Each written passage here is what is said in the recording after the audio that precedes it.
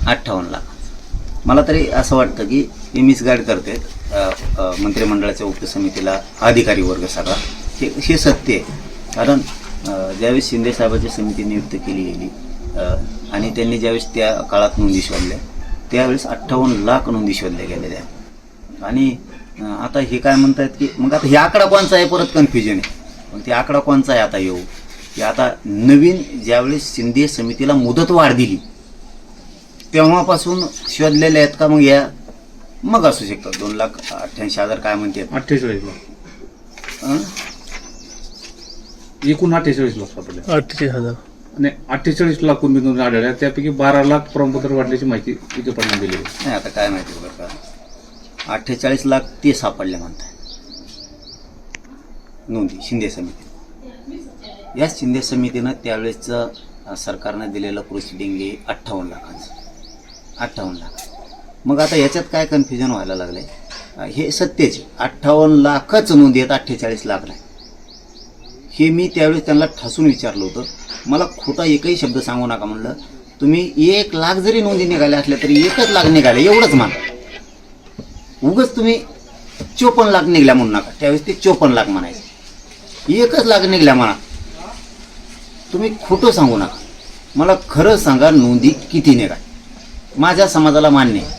तुम्ही जर म्हणले 1 लाख निघाल्या 1 लाख मान्य, तुम्ही म्हणले 54 लाख निघाल्या 54 लाख मान्य, पण तुम्ही फक्त खरं सांगा। तर त्यांनी त्यावेळेस प्रोसिडिंग आम्हाला दिलं तर 54 लाख नोंदी सापडलेल्या नाहीत, नोंदी 57 लाख सापडलेल्या असं त्यांनी प्रोसिडिंग दिलं। 57 लाख सापडलेले आणि आता आकडा काय येतोय 48 लाख।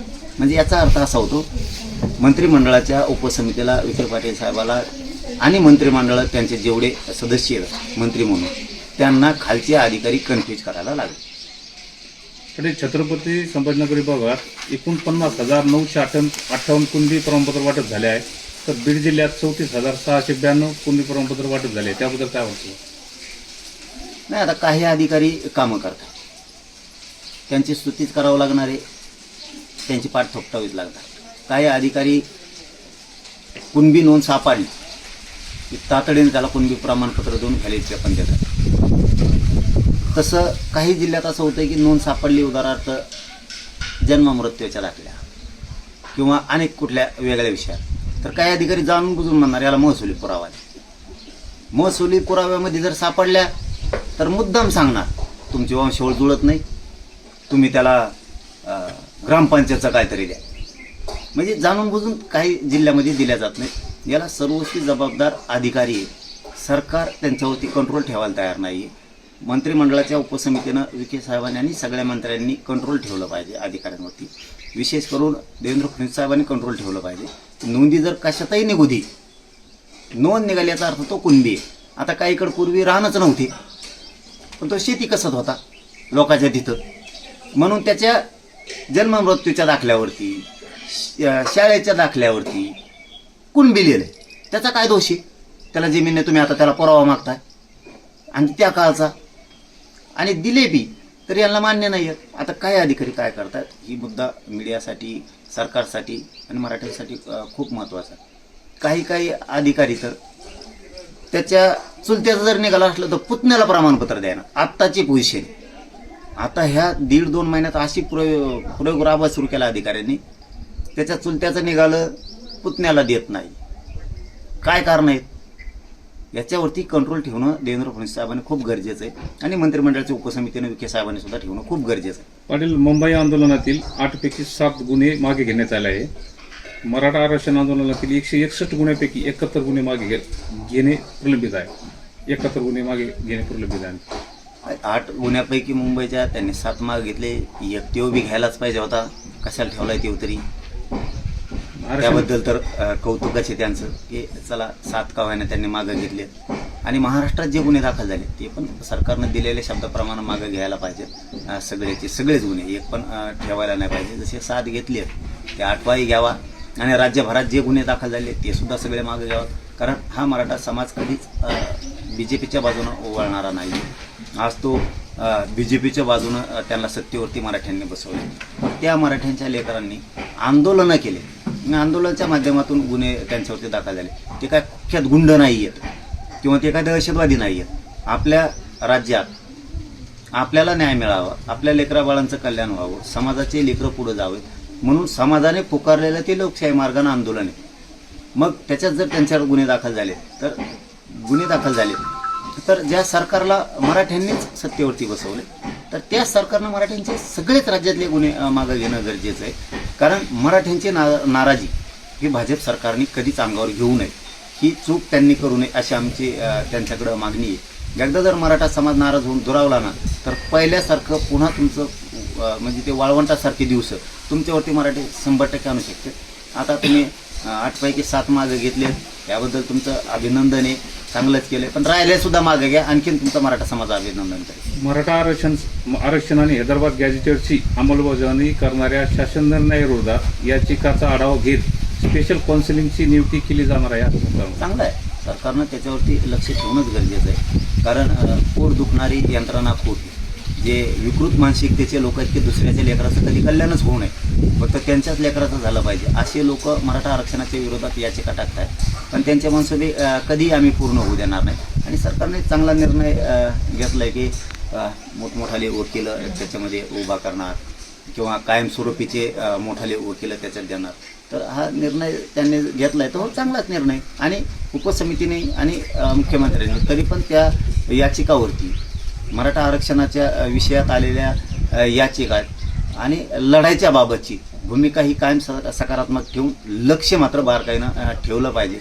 मोठमोठाले वकील कायमस्वरूपीचे त्यासाठी देऊन ती जबाबदारी मात्र सरकारचीच. हैदराबाद गॅझेटचा काढलेला GR, त्याची केलेली अंमलबजावणी, त्या GR टिकवणं, मराठ्यांना आरक्षण देणं आणि ECBCचं दिलेलं आरक्षण तेही टिकवणं सरकारची जबाबदारी. आंदोलनात मृत्युमुखी पडलेल्या आंदोलकाच्या नातेवाईकांना राज्य सरकारी कंपन्यांमध्ये नियुक्तीचा ठराव घेण्यात देखील निर्देश देण्यात आले आहेत. ठराव का घ्यायला लावले ते हे नाही मला समजलं. परंतु सरकारलाच अधिकार आहे, उपसमितीलाच अधिकार आहेत. त्यांनी MIDCचे आणि महावितरणचे जे GR काढू म्हणले होते की मराठा आरक्षणासाठी बलिदान गेलेल्या कुटुंबाला त्याच्यातसुद्धा आपण नोकरी देऊ, ते GR काढून मोकळं व्हायला पाहिजे. त्यांच्याकडून ठराव मागून घेण्याची आवश्यकताच काय पडली मला नाही कळलं. कोणते ठराव मागितलेत हे मला माहीत नाही.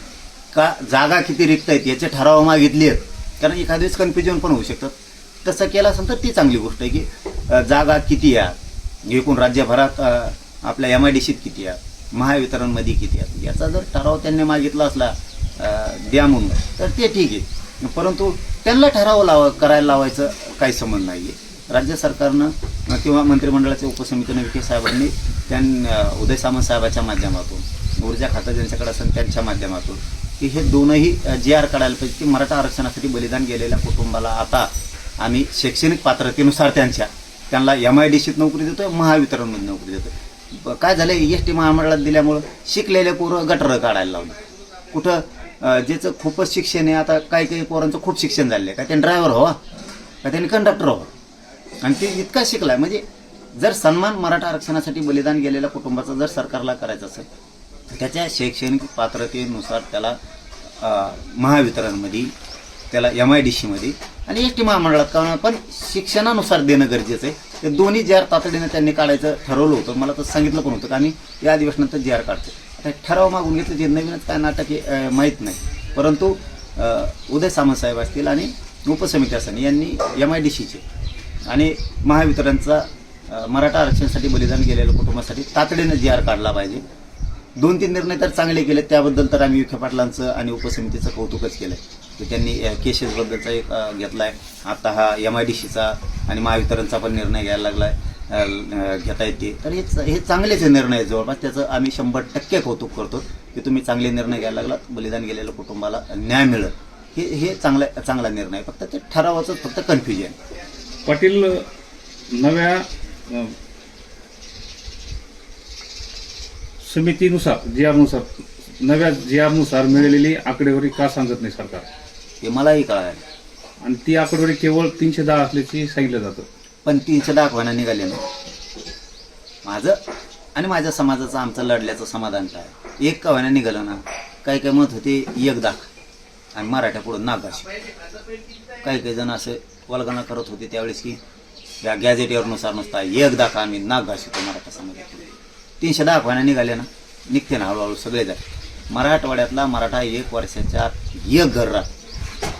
70-80 वर्ष नव्हतं ना, दम्माने मी माझा समाज घालतोय. मला माझ्या समाजाच्या लेकराची काळजी आहे. कोणाकोणाला कशाची काळजी आहे हे मराठा समाजाला चांगलं माहिती आहे. मी माझ्या समाजासाठी झुंजतोय, झुंजणार आहे, मी लढत राहणार आहे. फक्त आता एक गोष्ट लक्षात आली, जळणाऱ्याची संख्या लई मराठा समाजावर असल्यामुळं आपल्याला टप्प्याटप्प्यानं हळूहळू मराठा समाजाला आरक्षणात घालावं लागणार आहे. एकाएकी घातल्यावर खूप जणांचे पोटं दुखतात आणि ते दुखू द्यायचे नसतील तर आपण जरा दमाने जाऊयात. त्याला नाविलाज आहे. 70-80 वर्ष आपण दम काढला, वर्ष 6 महिन्यानं काय फरक पडणार नाही. आपण टप्प्याटप्प्यानं सगळे जाऊ आणि सगळे घालतो. आता मी 17 संस्थांच्या JR बद्दल सुद्धा परवा बोललो. शिवेंद्रराजे साहेबाला स्वतः फोन करून सांगितलं मी की त्यावेळेस राजेसाहेब तुम्ही जबाबदारी उचलली. मी विखे पाटील साहेबासुद्धा बोलतो. तर राजेसाहेबांनी मला एवढं सांगितलं की तुम्ही फक्त एक कॉल विखे पाटील साहेबाला करा. आम्ही ते सुद्धा उद्याच्या, म्हणजे मी परवा बोललो होतो, म्हणजे त्यांची काल बैठक होती, म्हणजे त्यावेळेस ते मला म्हणले होते की आम्ही उद्याच्या उपसमितीच्या बैठकीत हा विषय घेतोय. आणि मला अशी माहिती मिळाली की त्यांनी आयुक्तांना सांगितलं अहवाल मागून घ्यायचं. कारण मी कोल्हापूर गॅजेट सुद्धा सांगितलं त्यांना परवा सांगताना. कोल्हापूर गॅजेट पण त्याच्यामध्ये घ्या आणि पुणे आणि औंध आणि साताऱ्याचं याच्यामध्ये पश्चिम महाराष्ट्रातला अख्खा मराठा समाज, पश्चिम महाराष्ट्रातलं म्हणजे पूर्वीचं 17 संस्थांचा खूप काही भाग अर्ध्या कोकणापर्यंत होता. म्हणजे अर्ध्या कोकणापर्यंत सुद्धा मराठी आरक्षणात जाऊ शकते. माझं ते सुद्धा कंटिन्यू सुरू आहे. मी उपसमितीला हे पण सांगितलं की बऱ्याचशा योजना सारथीच्या कमी केल्या गेल्यात विनाकारण, काही नसताना का कमी केल्या त्याही घ्या. तर त्यांनी सांगितलं आता ते सुद्धा आम्ही, मला वाटतं आणखी 2-4 दिवसात ते बैठक लावावं लागली सारथीबद्दल आणि अण्णासाहेब पाटील विकास महामंडळाबद्दल. कारण तिथंही निधी नाही आहे महामंडळाला. त्याच्यामुळे लोकांचे परतावे आहे ना, नुसते LY ओपन करून दिले, नुसतेच त्याला ॲक्सेप्ट करायला लागले, पण पाठीमागच्या पोरांचे सिव्हिल खराब व्हायला लागले ते हप्ते थकल्यामुळं. तेही विषय मी त्यांना पूर्ण सांगितला. तर त्यांनी सांगितलं आता पुन्हा एक बैठक घेऊन आम्ही ते सुद्धा मार्गी काढतो. मी त्यांना राज्य मंत्रिमंडळाची उपसमितीची बैठकसुद्धा एक मराठवाड्यात लावा, जेणेकरून आम्हाला आमचे मराठवाड्याचे प्रश्न मार्गी काढता येतील. तर त्यांनी तेही मान्य केलं की ठीक आहे आपण उपसमितीची एक बैठक मराठवाड्याला मोठी लावून घेऊ. MPSCच्या विद्यार्थ्यांचा प्रश्न होता पाठीमागचा, त्यांच्याबद्दल तुम्ही काय विचार केला? मला दिलेला शब्द तुम्हाला पाळावा लागणार आहे. तुम्ही काय ते याला त्याला शब्द दिलेले आणि ते सोडून दिले आणि कानवेळ केले, माझ्यापेक्षा तसं होणार नाही.